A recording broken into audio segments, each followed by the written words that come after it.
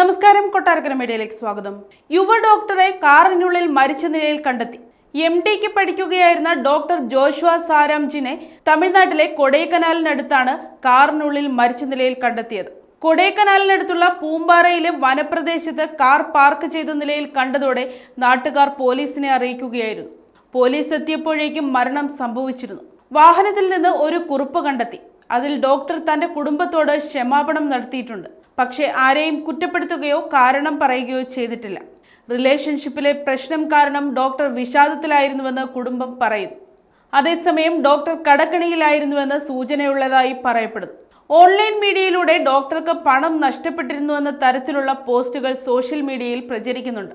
എന്നാൽ ഡോക്ടറുടെ കുറിപ്പിൽ അക്കാര്യം പറയുന്നില്ല. ബന്ധുക്കളും ഇങ്ങനെയൊരു കാര്യം പറഞ്ഞിട്ടില്ലെന്നും കടക്കണിയുടെ കാരണം അന്വേഷിക്കുകയാണെന്നും പോലീസ് അറിയിച്ചു.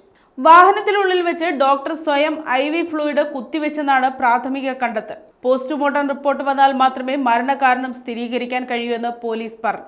കേസ് രജിസ്റ്റർ ചെയ്തിട്ടുണ്ട്. സേലത്ത് MDക്ക് പഠിക്കുകയായിരുന്ന ഡോക്ടർ ജോഷുവ സാരാംജ് മധുരയിലെ ഒരു ആശുപത്രിയിൽ ജോലി ചെയ്തിരുന്നു. ആത്മഹത്യ ഒരു പ്രശ്നത്തിനും പരിഹാരമല്ല.